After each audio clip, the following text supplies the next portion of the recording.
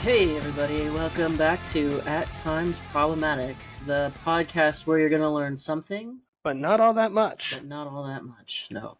And that is a guarantee. That is. Solid guarantee.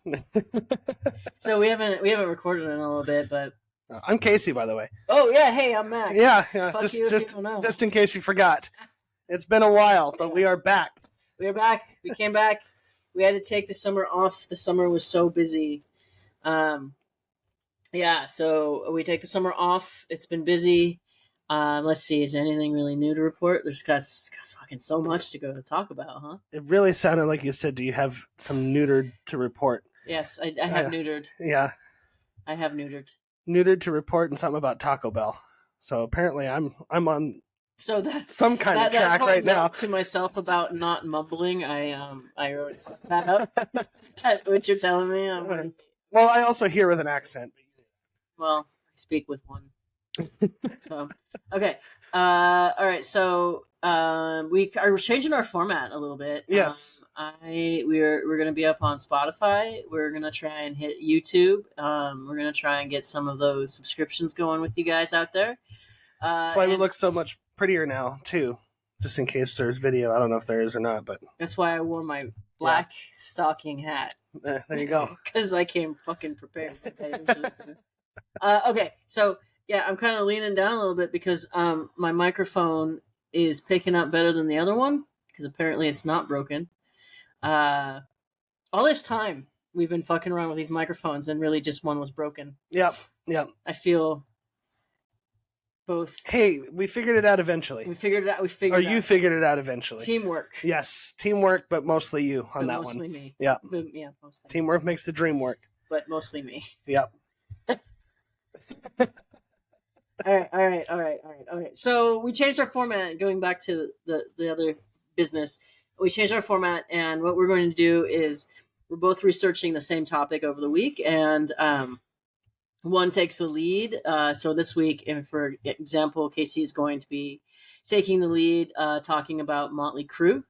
So Motley Crue is our topic, and I watched some videos. And so actually I can keep a conversation with you at least about some of it, and I know who all our players are now. And so we're going to try this out. We're going to see if it's a little bit smoother and there's a little bit more back and forth than there has been in the other episodes. Okay, so let's see. I don't know. We watched some video. Do we have anything we want to say before we get started? You know, anything charming that we want to bring up?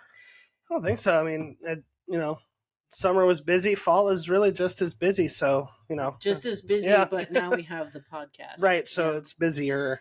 But it's fun. I like it. It's like soothing. It's like good for my brains. Just one reason why I chose this topic for our first topic, because I didn't really have to research much because I've been kind of studying them since I was 15 years old. Yeah. So. I have not. I've known of them since I was 15.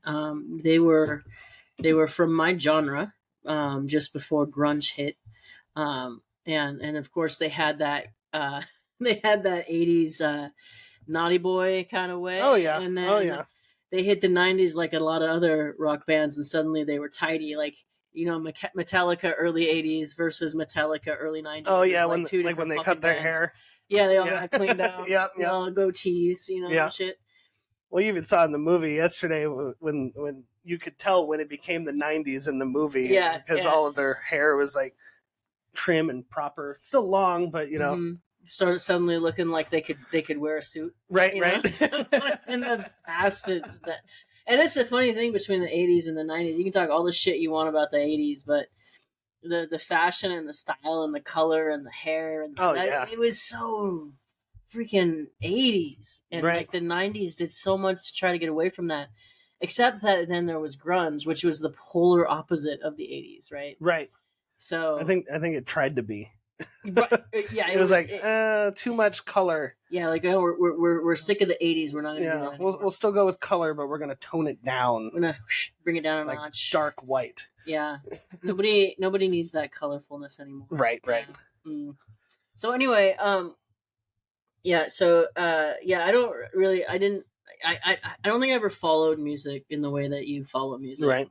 And so I know the bands I like definitely Metallica, definitely like coming into the 90s, Pearl Jam, Nirvana. I mean, I was one of those kids.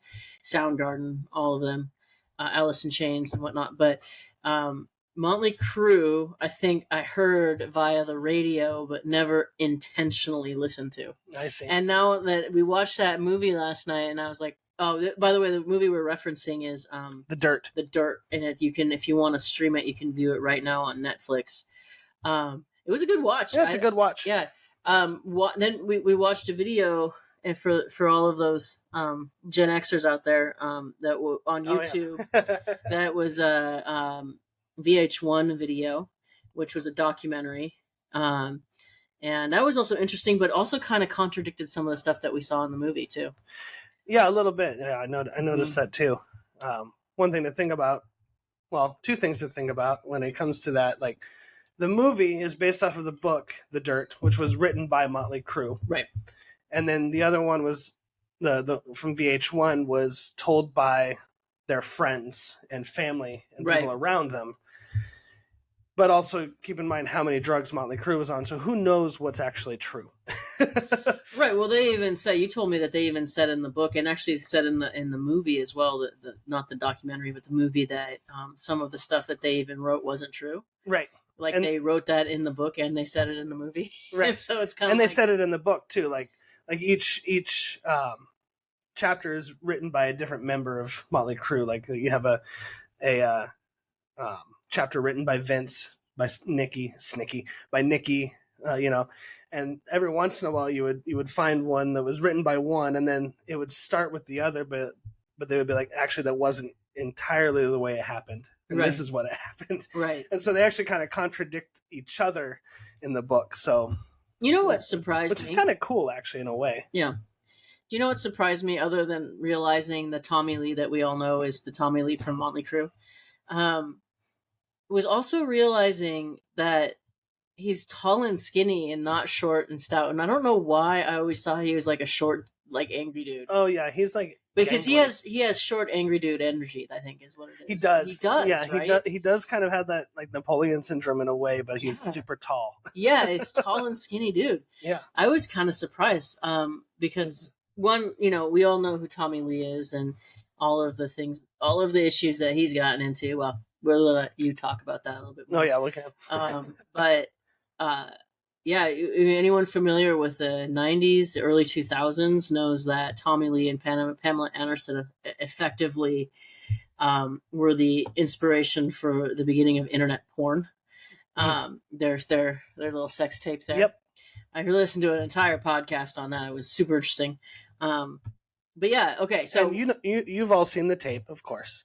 I have not, and I have not intentionally, just because, like, my curiosity will never go so far. No, I saw it in a very awkward way. I'm not going to necessarily tell the entire audience about it because I don't want to throw people under the bus. But maybe after we stop recording, I'll tell you. Right. Just we're keeping secrets from you now. Protecting the innocent, but not ears. So innocent. You better not be innocent ears if you're listening to this. All right. Okay. All right. So where did you want to stop? Like, what story did you want to tell about Motley Crue? Well, I mean, there's so many. Well, just if you were to throw a dart at a so I'm gonna tell my own personal story about Motley Crue first. Okay, actually, go ahead. I'm gonna go with that, and we'll go from there because there's so many stories to tell. I don't necessarily want to do like on this day and this date this happened, blah blah. Like we're doing a documentary. I'd rather just be like, hey, this happened at one point. It sucked, but. So I'm going to start with my own personal story with Motley Crue. So I when I was about 15, 16, I started listening heavily to Motley Crue. I really enjoyed them a lot. And they announced what they called Crue Fest, which was basically like Ozfest, but Motley Crue. Uh-huh. And my dad was really into him as well. So we went and saw him together. We were right up front. And in the middle of one of the songs, I don't remember which song it was. I think I was 18 at this point. So don't get Tommy Lee in trouble for this if whoever's listening, because I was underage at this time. But he comes up and he actually pours beer straight into my mouth. Mm-hmm. My dad was there. He's like, oh, awesome. You know, that's awesome. And then your dad seems like he might be kind of guy that can get behind something. Like that. Exactly. I mean, it's a once in a lifetime thing. One of my first beers is with Tommy Lee. That's pretty fucking cool. That's pretty fucking cool. Yeah. Then I had to go check for Hep C and everything just in case, but you know, that's beside the point. Well, and that's shocking. Not shocking after what those dudes got themselves. Oh yeah. I mean, holy shit. Yeah. Right? You gotta do the full panel. Right. After being exposed to that. Yeah. But I mean it was a good show. Vince was a little we'll get into that later. Yeah. So Motley Crue. Probably one of the most, in my opinion, one of the most problematic rock bands there is. Okay. I mean, you've got Ozzy, and you saw in the movie the pool scene, right? The cameo that Ozzy plays. Yes. Yeah. Not the real Ozzy. Not the real Ozzy, but yeah, no, it's a really funny story because we'll start with this because it's more funny and less dark and depressing. Right. They're on tour with Ozzy and Ozzy, and they're all hanging out at the pool, and Ozzy comes out, and he actually starts like talking to them about, you know, the sex, the drugs, the rock and roll. It's gonna fucking ruin you, you know, if you're not careful. It'll drive you crazy, drive you insane, and you know, with the Ozzy eyes, and they're like, and then he asks for a straw, and he's like, I want a bump. They're like, we're out of cocaine, you know. We used it all because they were constantly using cocaine and other stuff. And he's like, no, give me a straw. I want a bump. And so Tommy Lee pulls his straw out of his drink. And Ozzy snorts a line of ants. Did that really happen? It really is. It really happened. They wrote about it in the book, and it was actually fire ants, I believe. It's that nasal passage is connected to your brain. Yep. Yeah. That's why cocaine, because of all of that's why cocaine is so effective when you snort it. Mm-hmm. You know, it's right. You have all those capillaries in there that can pick up, like it's going right to your bloodstream, which is right next to your brain. Right. So he literally had ants crawling in his brain. Or on his brain. Well, I don't know if it could. I don't know. I'm not a rocket Who surgeon. fucking knows what happened once they got in there? But Jesus Christ. Yeah, and why are there fire ants at the pool? That's upsetting. That's also a good question, actually. Why were there? Because was it there in California? It was. I believe it was California. That's probably why there's a lot of fire ants in California. Yeah, that could be. Yeah. But then, with that, Nikki Sixx was always kind of a like, I want to. He basically tried to out Ozzy in this situation when Ozzy, you know, he pulls out his member and starts peeing on the pool and then licks it up because he wants a drink. Right on the side of the pool. Right. In the pool. And so Nikki Sixx is like, oh, okay, you know what? I can do that. I can be like Ozzy. Sure, whatever. And so he starts peeing on the pool. Not in the pool, but on the concrete. And he's going to go lick it up. And before he could actually get down there, Ozzy's already down there licking up Nikki Sixx's pee. Now, yes, it's a gross story, but I find it funny because, you know, they're basically trying to see how crazy they could get. But are you really, I mean, I think the thought process is interesting to me because are you really crazy if you're just doing the same thing that the other crazy person did? You're not really upping the ante at all. That's true. I mean, really, well, that's more the difference between insanity and crazy. But I mean, the definition of insanity is doing the same thing over and over again and expecting a different result. So if you're doing the same thing, and maybe in a way, if you think about it. I mean, the amount of drugs that it would take just to like think like, you know what I'm gonna do? I'm gonna pee on the side of the pool. And then I'm going to look it up after I snorted these 5. I mean, there's so many drugs. Right. But who knows how many drugs he was on at that time? He might have been completely sober.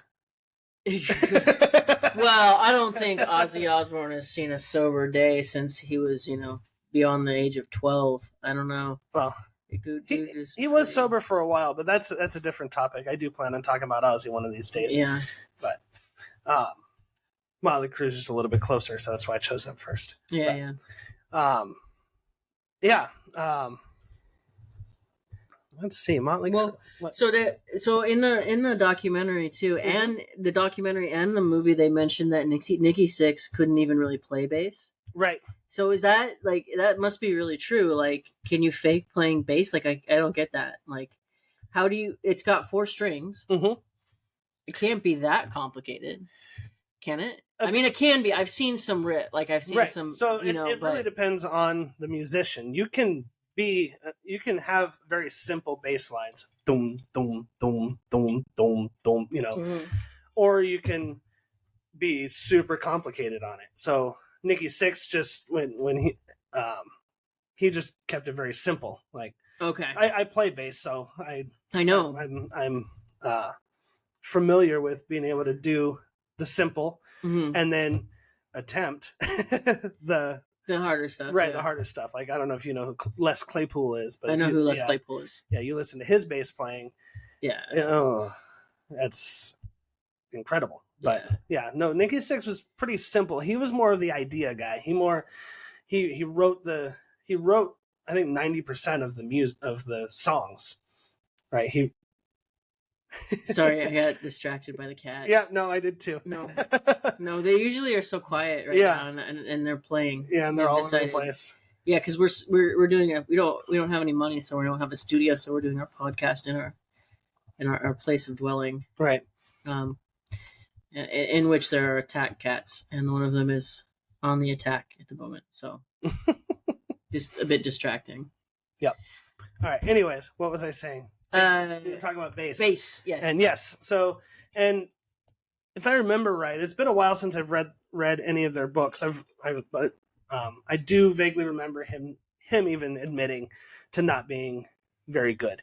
Right. And and so, really the biggest talent I don't want to say none of them were talented, because Tommy Lee can really drum. He's a great drummer, and Vince can sing. But really, when it comes to talent, the driving force was Mick. Yeah, Mick Mars. Mick Mars, He was a fantastic guitarist. He was also kind of the moral compass of the group, as you could probably see. He was also had 10 years on them all. Right. So he was the oldest, and he had ankylosing spondylitis, which is a debilitating disease. I'm glad you remember what it was called. And it's debilitating, and it basically the joints between your bones, or the sections between your bones where like the meniscus is, it then degenerates, and it's kind of like rapid onset osteoarthritis throughout your entire body. So when they were doing the you can watch on the movie too, that at the very end when they're rolling credits, they're showing pictures of how much the actors can have done like the same things as the band, and how really extraordinarily closely they actually matched the looks, right, and the personalities. They did a really good job with that. They did a really great job. Yeah.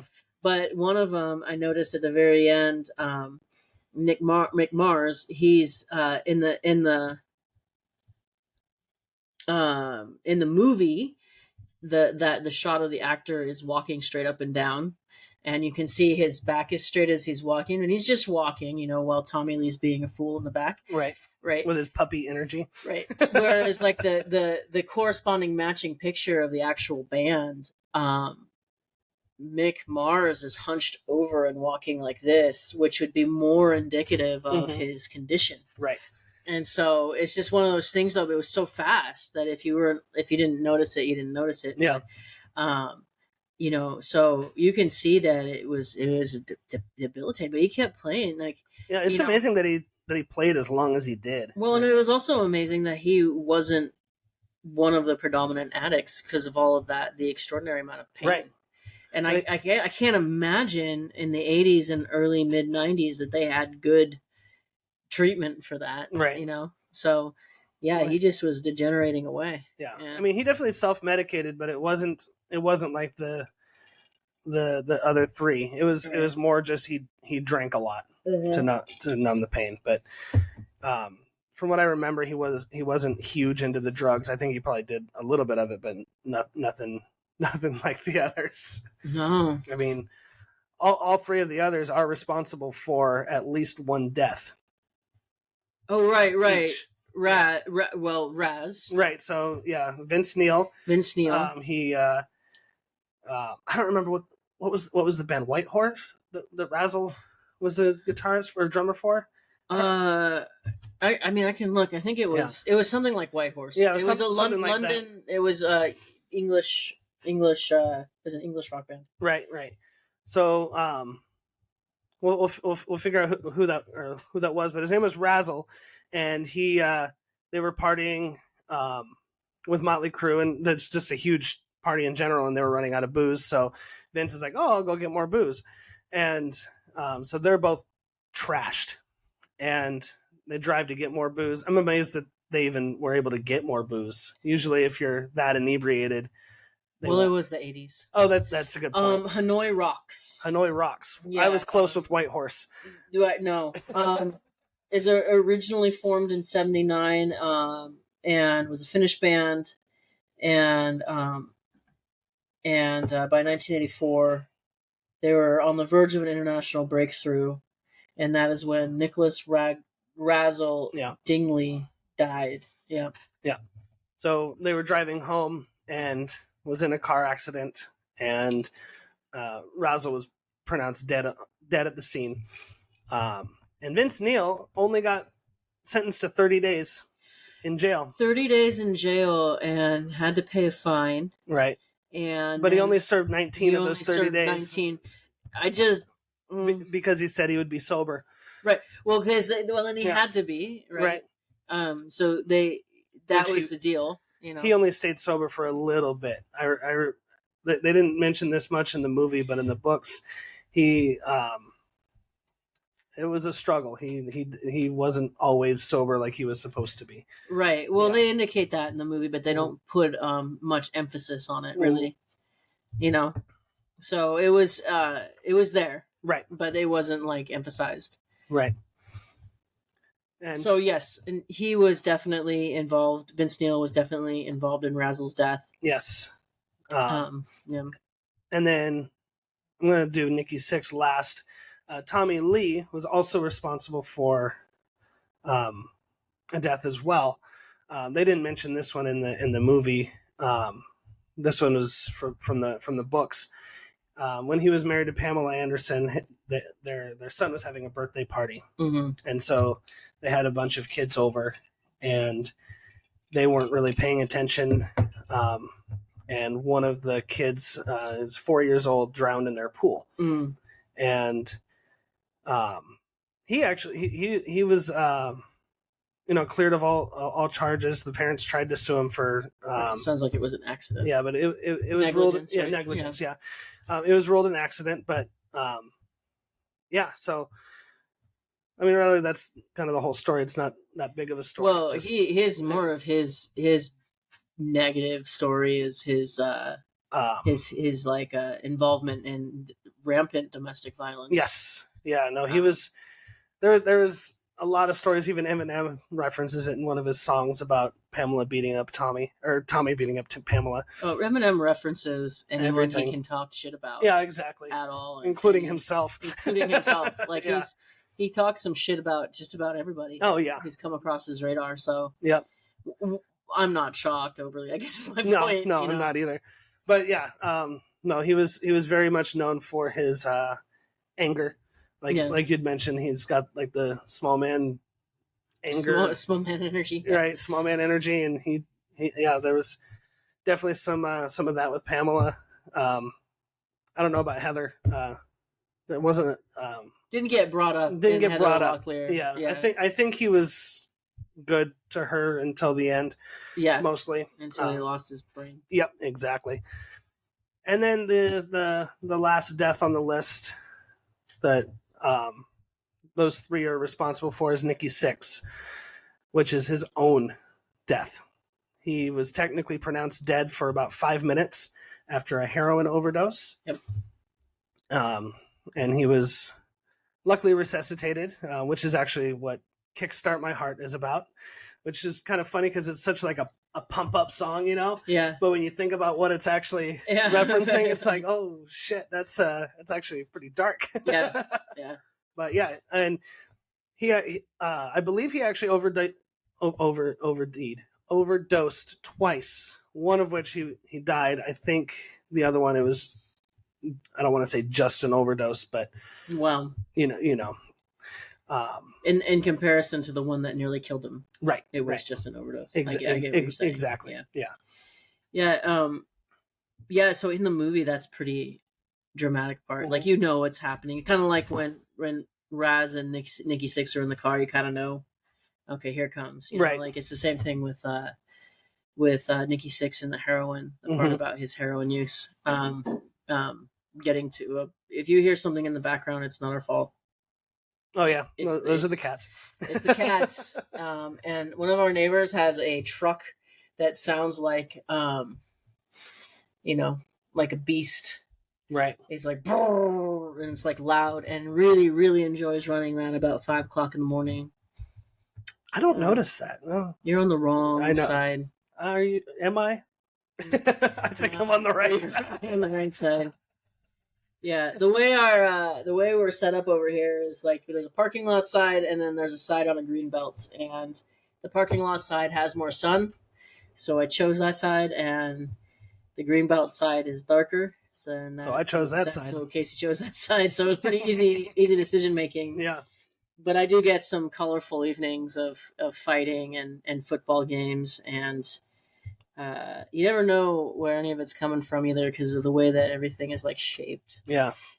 Everything kind of bounces off of the other apartments because it's shaped in this like sort of like, I don't know what you'd call that. Anyway, like a circle shape almost. Yeah. Circular shape. Yeah, the weirdest thing I get is raccoons fighting or fucking. I'm not sure. Well, they make some noise, huh? Yeah, they do. They're Martin the owl. I'll share that later in our notes. But Martin the owl is a what is it? Not banded. Bard owl. Bard owl. He's the size of my torso and head together. And he's a 4 o'clock in the morning talker. He's out there hooting, and sometimes I think he's got himself a lady out there. The noises get a little chirpy, weird. Yeah, but still with hooting happening at the same time. And you ever hoot back? I did not know.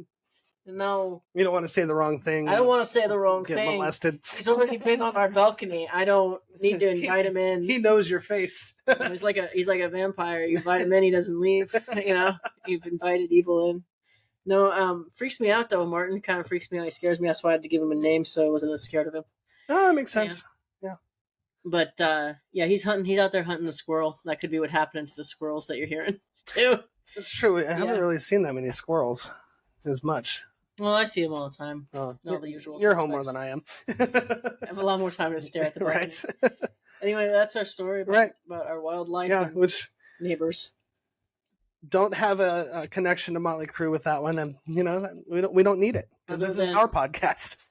Other than disruptive sounds in the middle of the early hours of the morning, which is probably the only way I could share with Motley Crue, because according to the movie anyway, they trashed some hotels. Oh, they really trashed some hotels. Yeah. Like, I don't get it. Like, what? I've never understood the need to do that. I've worked in hotels. I saw that part, and I know from growing up in the 80s that this happens, right? I know this. Yeah. But I still, like, just to see it even on TV, I'm like, oh, someone's got to clean that shit up. Yeah. You asshole.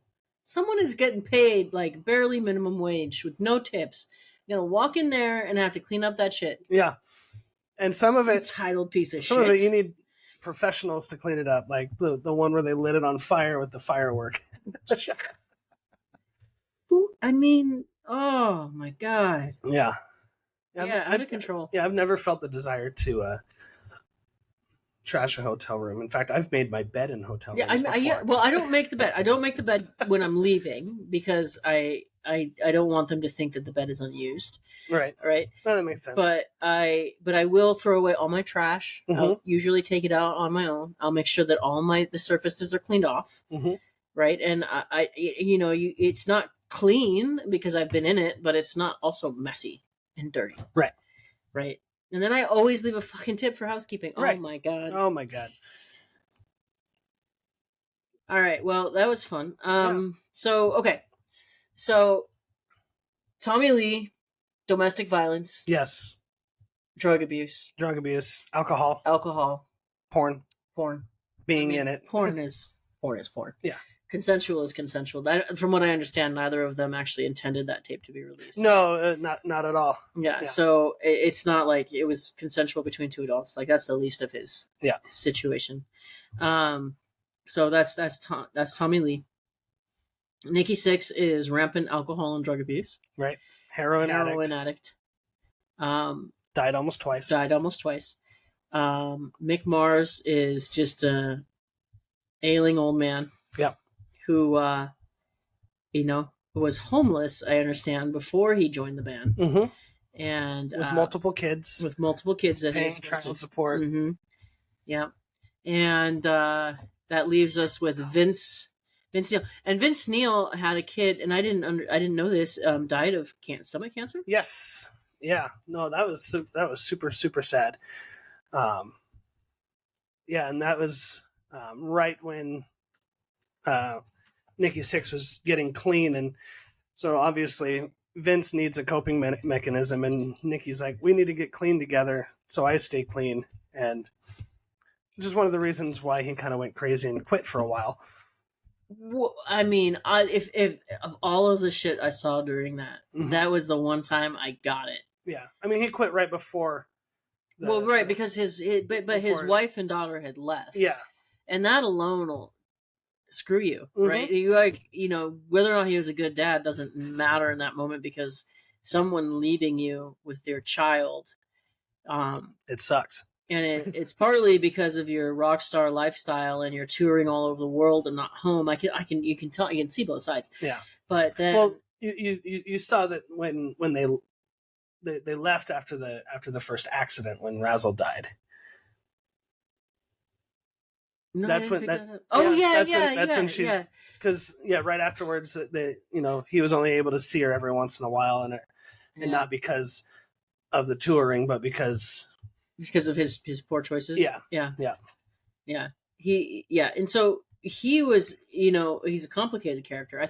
I thought of all of them the most compelling individual. I mean, if you're going to take it from the movie and the documentary standpoint, definitely the most layered. Like, I don't really know the guy, but definitely the most layered character of the four. Definitely, I feel like also, at least from that perspective, the least selfish in a way, because a lot of the things that happened to him were done because of him, but a lot of the things that happened had nothing to do with his choices either. Right. Yeah. And you can see, I don't know if the movie or the book is playing it a certain way, but you can see that he has a lot of love and care for his daughter, at least, if not even his wife as well, or ex-wife. Right. And I mean, and I just gotta say, like, that was the part of the movie that, I could see the car crash coming. Yeah. I could see like, a couple other things just coming down the pike and being like, okay, there's a reason why we have these tropes, because they're actually real. Right. That the part about his daughter getting sick, I didn't see that. I saw the wife, like, I saw a lot of it, but I didn't see that part. And God, I think I said at that moment to you, like, I can't even begin to imagine what that moment is like when he's standing in the hospital with her. Right. And it just, as a parent, I can't imagine that. Like, it's just not how it's supposed to be. I know a lot of people have gone through that similar situation in their lives, but even he said it's against the laws of nature. It really is. It seems like it's against the rules. You're not supposed to bury your children. No. And so I mean, that was really interesting and touching, and it gave depth to the whole, because you could have just focused on the drugs, the alcohol, and the crime, right, and just made it, because that's his story in itself. But that was a good part to see, because even the other characters, Nikki Sixx and Tommy Lee, they go through breakups and stuff like that, but it doesn't seem like anything significant. Right, because they're just on to the next. Because they're on to the next. I mean, even one point, Tommy Lee mentions about Heather Locklear that she may have been the one that got away, but that was the most remorse you saw from him. Yeah. The entire time. Like there was nothing more than that. Right. And then Mick Mars, they didn't really get into his life too much. They didn't really. They do in the book a little bit more. He actually had a really strong relationship with one of the girls. Obviously, they had girls that toured with them, right? And they would be on stage and do like backup vocals and dance and stuff. Yeah, like I saw a little bit of that. Yeah. But he actually had a relationship for a good long while with one of the girls. And I don't remember all of the details about what happened, but I do vaguely remember it being kind of a brutal breakup. But I didn't get a chance to look into that a little bit more. But that was really like the most. They go into his relationships. He doesn't really talk about his relationships too much, other than with that one girl. I think they met on the Girls tour, and I think they were together at least like 2 or 3 years, right? Which is for that lifestyle is pretty a long time. Pretty long time. Yeah. Well, if they're both touring together too, it makes sense. Yeah. Right? I think sometimes the lifestyle dictates that you go and tour around the world while your other person stays at home. Right. And that separation can be a lot. But I what was I gonna say? Like, but they're not like problematic in some of the other ways that you've spoken about bands being problematic. Like, they did get accused that in the Satanic Panic part there was a little touch on the Satanic Panic, on it, yeah, but not much. And shout out the devil, not with the devil. Right, right, exactly. So there was a little touch on that. So they didn't have a big play in that. They didn't, murder one of their bandmates and then put his skull on or his bones on stage with them. Right. They just were like a really, a shitstorm of young individuals who did too many drugs, who also had a charisma and a beautiful like connection to each other. Right. Were a bunch of assholes, really. Yeah. I mean, just blatant assholes. Yeah. But you also can imagine if you had a lot of money and you were in your 20s, you got no reason to not. You're touring around the world. You've got adoring fans, like jumping on stage constantly. Right. What else are you going to spend your money on? When you have no sense, right? There's no sense. There's no grounding. There's no, hey, I'm going to save up for my... It's like 24-hour adrenaline. I'm going to save up for a house and make sure that I'm paying my 401k. That's not something that really happens to you when you're in your 20s. I mean, maybe some people in their 20s, but not everyone. No. Especially when you're on drugs and alcohol. Right. So yeah, it was really interesting. Like I learned a lot about a band that I never really listened to, which was really kind of interesting. Yeah. Yeah. I don't know what else you want to say about that. Well, I'll talk a little bit about them now. Oh yeah, you were going to tell me that there was some shenanigans that happened. There's some shenanigans. Not Mark. Oh my God. Mick Mars. Yeah, Mick Mars. Not Mark.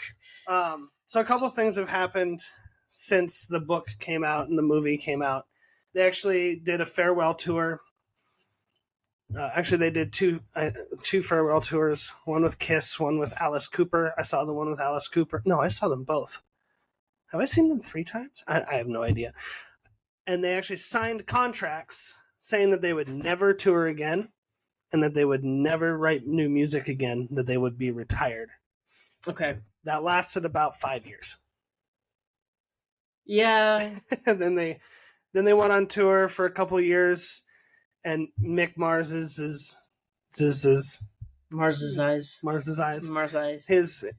Mick's condition worsened, and he was unable to tour anymore. And so instead of being stand-up guys and be like, hey, we got you, we'll still take care of you, you're still a member of this band, they basically forced him out, replaced him, and are trying to take away any royalties, any money that he should be getting from all of the work that he's put into the band. So they basically just kind of forced him out and just kind of fucked him, for lack of a better term. And then Wait. I have a question though. Yeah. Like how progressed was his disease though? I mean, he's having trouble walking, trouble even playing full sets. Right. But anymore. what you were saying though is that he was having trouble playing full sets, but then Nikki Sixx was barely playing at all. Right. Right? That's what you were saying. At that point it was like he was just showing up. Right. Okay. And when he was using heroin, he was basically just showing up. Yeah. That's what heroin will do to you. Yeah, exactly. But yeah, they pretty much screwed over Mick Mars, even after being together for, God, 40 years. I think this year is like 40 years, 41 years, something like that. So why would I know, here comes the question and answer time, right? Everybody, question and answer time. Why did they decide that they were going to retire? Were they just all burnt out? Or what was it? Because it sounds like they made a big deal about it and then changed their minds. Yeah, I don't know. Maybe they spent all of their money from their farewell tour and needed more. That's usually how it works, right? Did they all stay? Did Nikki Sixx stay sober? I know Tommy Lee didn't. Yeah, Nikki Sixx is still.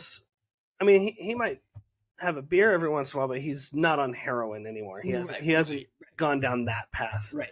I know that all of them are at least sober adjacent. Okay. Well, you get to a certain age, even Ozzy Osbourne cleaned up. Yeah, exactly. Mm-hmm. But yeah, so there's actually a lawsuit that's still going on between Mick Mars and the rest of the guys. Mick is suing them. How old are they though now? They gotta be in their 60s. At least in their, yeah. Let's see. Because if they're in their 20s in the 80s, then, and it's 2025 now, that would mean, yeah, at least in their 70s, 60s or 70s. Not, my mathing is extraordinary, I know, so. Tommy Lee is 62. Okay, so I was right. Vince Neil is 64. John Corabi is 66. John Corabi replaced Vince Neil for an album before he came back. We didn't mention that. Oh, right. Yeah. Nikki Sixx is 66. Where's Mick Mars? There, and Mick Mars is 74, so he's about 10 years older. Right. But yeah, he's suing them for, the rights to the music that he helped create, pretty much. Well, and as he should have them. Yeah, right. Yes, like he should. It shouldn't even be a question. Like I don't understand why a judge would hear that and be like, "Nah, they were right." Yeah, no, it's stupid. Yeah, and so I've kind of lost, honestly, a lot of respect for them. Like, I was a huge fan of theirs for a long time, but then after they reunited after their farewell tour, I was like, really? Come on, guys. And then after this, it's like, now it's like, I haven't even bothered to listen to their new music because of it. Yeah. Well, that's fair. Yeah. I would feel disenchanted too, but I found, knowing almost nothing about them other than what I knew from growing up, I never did have any respect for them. Yeah, I was not, I have not gained more. Right. No. and knowing something like that too makes me extra sure that I'm not going to probably gain more. I mean, I'm gonna have words with that cat in a second. Yep. Who never plays with anything, but is choosing this moment to feel like she a is. kitten again. Yeah. Don't break your hip. We're gonna have to drug them all before we do these podcasts. Yeah. Get some essential oil. Chloroform. Good night, kitty. No, I'd never do that. I would never do that. Mm-hmm. I would never do that to my kittens. Yeah. But yeah, so okay. So that's Motley Crue. Yeah. Like I said, they're definitely a problematic group of people. There's worse. There's better. As we've discussed. Yeah. And we will continue to discuss. Mm-hmm. There was a whole other topic you were talking about doing tonight, and we decided to start lighter. Yep. So this FYI, listening and viewing audience, it's going to get dark. It's going to get dark. Well, it's going to start next week because I'm going to, on your inspiration, I'm going to start researching the statue of Saint Bartholomew. Yes, the skinless dude. Which, on the onset, I'm going to say right now, not a lot of direct, reliable sources on it. Okay. Jesus but Christ. What I plan to do is, all right. What was I gonna say? Yeah. So not, I'm gonna not a lot of reliable sources. But what I'll do is I'll research around it, which means like the time, place, artist, commission, patron. I'll research around it, and so I'll find out a lot about it via that. But I do know that the statue was erected in part, and the artist was very interested in anatomy, which is one reason why that was the way that it was displayed. But we'll get into that more next week. Awesome. Should be fun. Yeah. We're getting real close to Halloween, so it's a great time to talk about spooky shit and weird shit and macabre shit like that. So we're gonna go dark a little bit, but that's what we do around here. Little history. Yeah, it's not called At Times Happy-Go-Lucky Fun Place. No, it's not. Times problematic. So I tell people about training and martial arts. It's not knitting class, right? So it's gonna be a little different. There's a different vibe to it. Not to say I'm not saying anything negative about knitting. I just it's just not martial arts. Right. So anyway, I think that we have some good content coming up for everyone, and we're gonna, like I said, jump on Spotify, jump on YouTube. Our email address is at problematicpod@gmail.com. Oh my god, I did it all at once. Good job. See, it was the months of rest. That's at problematicpod@gmail.com. And so just email us there if you have any questions, any comments, any corrections. Do keep in mind that when you are giving us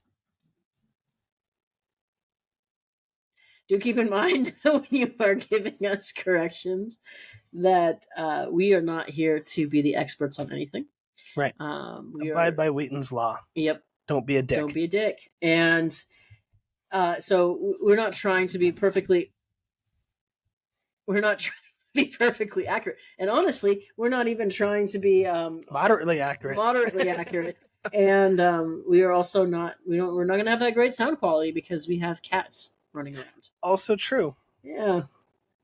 I don't feel annoyed at all. I do. Yep.